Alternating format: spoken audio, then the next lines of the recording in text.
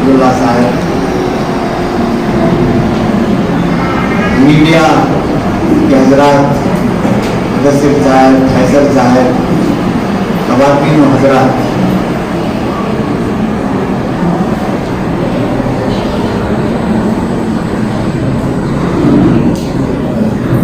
آج آپ کے روبرو مولانا کی تفصیل سی تقریر، انہوں نے کوئی عنوان ہی نہیں چھوڑا جس پر ہم بول سکیں۔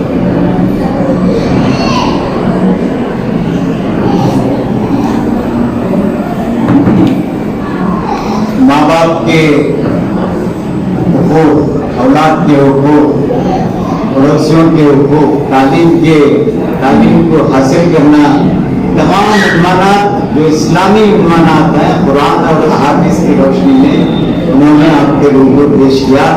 میں اللہ تعالیٰ سے دعا کرتا ہوں کہ اللہ تعالیٰ جو بات آپ نے سنی ہے اس پر عمل کرنے کی اللہ تعالیٰ آپ کو ہدایت دے۔ خواتین و حضرات، حضرت ٹیپو سلطان شہید رحمت اللہ علیہ کی والدہ بغیر وضو دودھ نہیں پلایا کرتی، اور ماں جب بے وضو ہوتی تو سلطان شہید رحمت اللہ دودھ نہیں پیا کرتے۔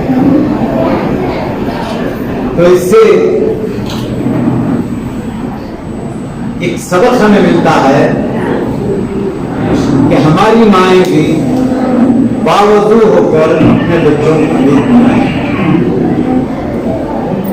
باوضو کے بعد دودھ پلائیں گی تو آپ کے بچے میں آپ کے دودھ کے وہ اثرات جائیں گے جس سے وہ پکا اور سچا مسلمان بنے۔ خواتین و حضرات، آج ماحول اتنا بگڑ چکا ہے کہ کبھی سوچتے ہیں کہ ہم اس کو کہاں سے سدھارنے کی کوشش کریں۔ میں جب اسکول میں داخل ہوتا ہوں تو بسم اللہ بول کے داخل ہوتا ہوں۔ اس میدان میں تقریباً 50 سال سے میں اس کی نشو و نما میں کام کر رہا ہوں، لیکن کبھی یہاں میں نے سانپ نہیں دیکھا۔ لیکن پچھلے 2-3 مہینوں سے یہاں تقریباً 4-5 زہریلے سانپ آئے تھے۔ پتہ نہیں کسی نے لا کر چھوڑا تھا یا کسی حسد کی وجہ سے چھوڑا تھا یا وہ سانپ کہیں سے آ گئے تھے، یہ بھی میں نہیں جانتا۔ لیکن معصوم بچے یہاں بیٹھے ہوئے تھے، چھاڑ کے پاس سب سے زہریلا سانپ جسے منڈل کا سانپ کہتے ہیں وہ وہاں بیٹھا۔ میں نے بتایا نا، میں جب 18-19 سال کا تھا تو عیدگاہ کی نشو و نما میں اللہ تعالیٰ نے ہمارے خطبات کیے، ہم نے یہاں بڑے بڑے پتھر اٹھائے، رات کو ڈیرا ڈال کے بیٹھا تھا، لیکن کبھی اس میدان میں سانپ نہیں دیکھے۔ لیکن آج پتہ نہیں کہاں سے زہریلے سانپ آتے ہیں، مجھے نہیں معلوم، یہ اللہ بہتر جانتا ہے۔ اگر کوئی بندہ کسی کو نقصان پہنچانے کے لیے لا کر چھوڑتا ہے تو میں اللہ تعالیٰ سے دعا کرتا ہوں کہ اللہ تعالیٰ اسے نیک توفیق دے۔ خواتین و حضرات، جیسا کہ میں نے بتایا، جیسا کہ مولانا محمد سلمان صاحب نے بتایا، علم اللہ کے رسول صلی اللہ علیہ وسلم جب 40 سال کے ہوئے تو جبرائیل علیہ السلام نے غار حور میں تشریف لائے جہاں حضور آرام فرما رہے تھے۔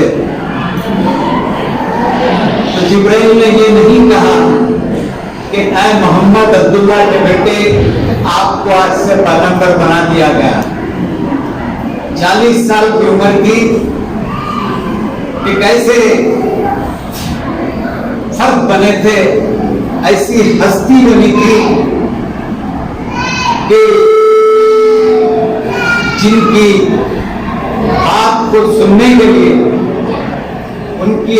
پرستی کو دیکھ کر سارے مشرک انہیں امین کہتے تھے.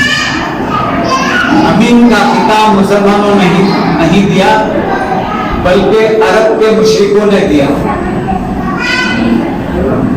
معراج کو جانے سے پہلے حضور صلی اللہ علیہ وسلم کے پاس ہجرت سے پہلے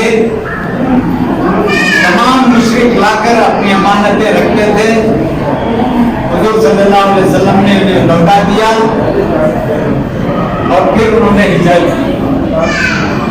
اللہ کے رسول صلی اللہ علیہ وسلم کی زندگی، ان کی سیرت کو پڑھنا چاہیے، خاص کر ہماری عورتیں. اسلام کو پھیلانے میں حضرت خدیجہ رضی اللہ تعالیٰ عنہا نے اپنی دولت لٹا دی. اور میں ہمیشہ یہ بات کہتا ہوں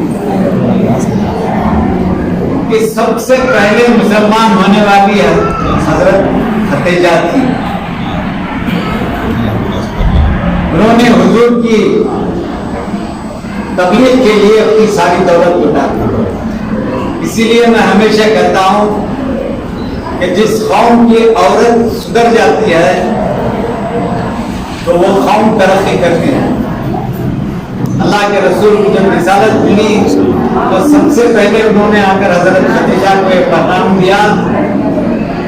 ڈر گئے تھے، تھرا رہے تھے وہی نازل ہونے کے ذریعے سے، لیکن حضرت خدیجہ نے انہیں کمبل اڑایا، تسلی دی اور یہ بتایا کہ اے محمد، آپ نے کبھی کسی کو تکلیف نہیں دی، کسی کو برا نہیں کہا، ہر ایک کو آپ نے مدد کی. اور میں سمجھتی ہوں کہ اللہ تعالیٰ آپ کے ساتھ ایسا نہیں کرے گا. تو انہوں نے محمد صلی اللہ علیہ وسلم کو لے کر اپنے چچا کے پاس، نوفل یہودی تھا، اس کے پاس گئی. تو نوفل نے پہچان لیا کہ یہ آنے والے پیغمبر حضرت محمد ہیں. اسلام کی تاریخ پڑھیے، بچوں کو سمجھانے کی کوشش کیجیے. مجھے دکھ ہوتا ہے حضرت مولانا نے ان کے پاس آنے والے طلباء کو دن کے اردو میں نام پوچھے تو بچے نہیں بتاتے، لیکن میں یہاں بتاؤں مہینوں کے نام نہیں بولتے، ہمارے پیغمبر کا نام پوچھے تو نہیں بولتے، ہمارے پیغمبر کے والد کا نام پوچھے تو نہیں بولتے، ان کے دادا کا نام پوچھے تو نہیں بولتے. میں جھجکنے والوں میں سے نہیں ہوں. کبھی مائیں اپنے بچوں کو لے کر آتے ہیں میرے پاس فیس کم کرانے یا معاف کرانے، تو میں ان کی ماؤں کو بھی آیت الکرسی پڑھواتا ہوں. تو کوئی عورت پڑھتی ہے، کوئی عورت نہیں پڑھتی. دکھ ہوتا ہے. جس ماں کی گود علم سے خالی ہو، اس گود میں پلنے والی اولاد کا مستقبل کیا ہوگا یہ سوچیے. اسی لیے مولانا نے آپ کو اپنی تقریر میں قرآن اور احادیث کی روشنی میں آپ کی ذمہ داری بتائی ہے. بچی کی ذمہ داری جب ماں حاملہ ہوتی ہے تو اس وقت سے شروع ہو جاتی ہے. جس گھر میں تربیت اچھی ہوتی ہے تو اس گھر کے بچے بچیاں اچھی ہوتی ہیں. آپ کو بتاؤں میں بنگلور میں 100 شادیاں ہوتی ہیں تو 40 شادیاں طلاق ہو جاتی ہیں. چھوٹی سی بات ہے. میرے پاس ایسے واقعے ہیں. ایک بیوی واش روم گئی، اپنا موبائل فون پہن کے رکھا تھا. شوہر نے آ کر موبائل اٹھا کے دیکھا. بیوی واش روم سے آئی، شوہر سے پوچھی کیوں تم نے میرا موبائل دیکھا. اس بات پر جھگڑا ہوا، طلاق ہو گیا. ماں اپنی شادی شدہ بیٹی کو فون کرتی ہے، بیٹا کیوں باہر نہیں گئی؟ क्यों कमर्शियल स्ट्रीट नहीं गई? तो उसकी बेटी कहती है, जिसके पास उसकी ननद बैठी हुई थी, नहीं अम्मी, मेरा ससुर गाड़ी कार लेके चला गया।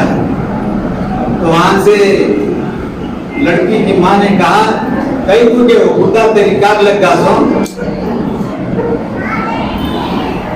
इस बात पर तलाक हो गई। आज हमारा माहौल सोशल मीडिया पर ऐसे ऐसे नजारे आते हैं कि देखकर मैं कभी अल्लाह ताला से दुआ करता हूं कि अल्लाह ताला ये सब दिखाने से पहले मेरी आंख बंद कर दे। मुसलमान लड़कियां अखियार के साथ शादियां कर रही हैं, भाग रही हैं और अपने इस्लाम की, दीन की, घर की इज्जत को लुटा रही है। ये सब क्यों हो रहा है? इसलिए कि हमने उनकी तरबियत अच्छी नहीं की। मैं चंद दिन कब्रिस्तान कमेटी की जिम्मेदारी संभाल रहा था। वहां एक मुंशी साहब थे, मैं उनको कब्रिस्तान में क्या क्या देखा आपने, कुछ अजीब वाकयात देखे तो बताइए। तो उन्होंने मुझे 3 वाकये बताए थे। एक खबर खुल गई थी कि घोड़ा आता, खबर को झांकता, चीखें मार के भाग जाता। तो इससे क्या अंदाजा होता है कि उस खबर में रहने वाली पर अजाब हो रहा है। फिर मुंशी साहब ने बताया, एक खबर खुली हुई थी, लाल कफन था, जर्रा भी मिट्टी में लगी थी उसे। तो उन्होंने जाकर रजिस्टर देखा तो पता चला कि पोस्टमैन की बेटी थी। तो उससे मुंशी साहब ने पूछा तो उन्होंने बताया कि मेरी बेटी कभी घर के बाहर कदम नहीं रखी थी, हमेशा बावजूद रहती थी। मौलेरा भाई, खलेरा भाई, चचेरा भाई, ऐसे तमाम रिश्तों से वो बात नहीं करती थी, सिर्फ अपने वालिद वालिदा भाइयों से बात करती थी। उसका जब इंतकाल हो गया तो उसको वहां लाकर मंजूर किया गया था कई साल पहले, लेकिन उसका लाल कफन बिल्कुल महफूज था। तीसरा वाकया उन्होंने बताया था कि जो कब्रिस्तान की पहली गेट है वहां एक बुजुर्ग की मजार थी, आज भी है, ऊपर साया वगैरह था। तो बताते कि रात में यहाँ से एक हजरत चिराग लेकर, जो मौलाना की मजार है, वहां जाते, ये उन्होंने देखा और उन्होंने मुझे बताया, मैं आज आपको बता रहा हूँ। हमारे अच्छे मुसलमान मरने के बाद भी उनके औसाफ बाकी रहते हैं, लेकिन अब हमें जरूरत है ऐसे औसाफ पैदा करें। आज यहाँ आप ख़वातीन आई हैं, आप यहाँ से अहद कर कर उठें कि हमेशा बावजूद रहेंगी। अपने बच्चे जब स्कूल को जाएंगे तो उन्हें बावजूद भेजें और घर से बाहर निकलने की दुआ पढ़ाकर भेजें। जब घर से स्कूल से वापस आता है तो उसकी किताबें चेक करें, होमवर्क वगैरह किया है या नहीं किया है देखें। 15 रोज में एक बार आकर स्कूल के असातिज़ा से मिलिए, बच्चे के बारे में पूछिए। ये जिम्मेदारी अगर आप करेंगे तो इंशाअल्लाह आपकी औलाद अच्छी तालीम याफ्ता होगी। लेकिन मैं दुख से कहता हूं, मैं रियाज साहब, अकबर सईद साहब, मौलाना मुफ्ती साहब के वालिद तमाम उर्दू स्कूलों में पढ़े थे, कॉन्वेंट नहीं गए, उर्दू स्कूल में पढ़कर हमारी नशोनुमा हुई। अगर हम शरारत करते तो एक हमारे हजरत अली शरीफ बुला कर कहते कि तालू पर खटका मारूंगा तो तलवे में करंट उठ जाएगा। इतना डर था हमें। एक और एएसपी में गुलाम मोहम्मद साहब थे जो बाद में हमारे यहाँ भी हेडमास्टर थे। असेंबली में जब बाल बिखरे पसीना निकलता तो बुलाते, अपने बाजू खड़ाते, असेंबली के बाद अपने दफ्तर को ले जाते, वहाँ एक आईना, कंघी, तेल, पानी रखा हुआ था। बाल बनाने के बाद क्लास को भेज देते। ऐसे हमारे हजरात भी थे। 70 उर्दू स्कूलें थी जनाब, आज गिने चुने 15 या 20 उर्दू स्कूलें हैं। ये बात याद रखिए, किसी भी कौम को खत्म करना है तो सबसे पहले उसकी मादरी जबान को खत्म करो, फिर उसके बाद उसकी तहजीब पर हाथ डालो, उसकी तहजीब को मिलियामिट कर दो तो वो कौम भी मिलियामिट हो जाएगी। आज वो कौन सा हिस्सा है जहां हमारे अंदर खराबी नहीं आई? हुजूर सल्लल्लाहु अलैहि वसल्लम ने सहाबा उनसे बार बार पूछ रहे थे कि मुसलमान की क्या निशानी है, तो अल्लाह के रसूल सल्लल्लाहु अलैहि वसल्लम ने बताया, मुसलमान वो है जिसकी जबान से और हाथ से दूसरा महफूज। क्या आज हम मुसलमान अपने मुसलमानों से महफूज हैं? खैर बातें तो लंबी चौड़ी होती रहेंगी, लेकिन ख़वातीन आप पर बहुत बड़ी जिम्मेदारी है।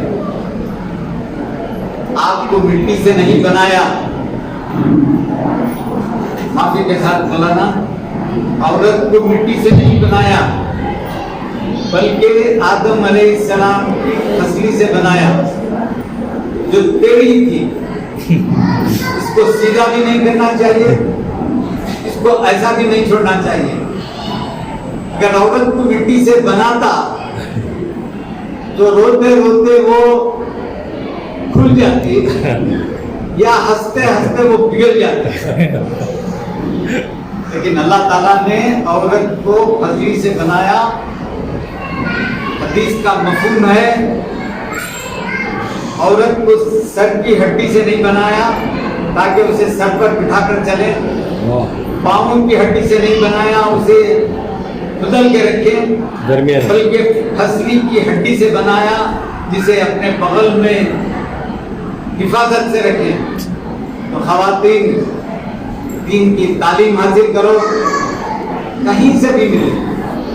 दुख होता है आपके बच्चे यहाँ आते हैं, मैंने बताया नंबर का नाम नहीं बताते, उर्दू महीनों का नाम नहीं बताते, माएँ नहीं बताती, और आजकल एक फैशन शुरू हुआ है मंकी कटिंग।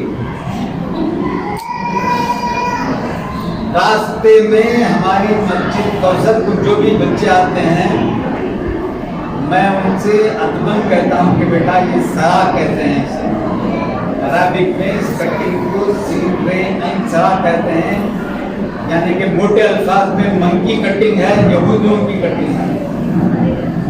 इसे बदल कर आओ, और 100 रुपया देने जाता हूँ तो नहीं लेते, नहीं हजरत कल ग्राफ कट का जादू। तो आपके बच्चों को भी देखिए, ताकीद कीजिए, इस्लामिक ड्रेस पहनाइए, मुसलमान बनकर रहने की कोशिश कीजिए। मैं फिर एक बार आप तमाम ख़वातीन का शुक्रिया अदा करता हूँ।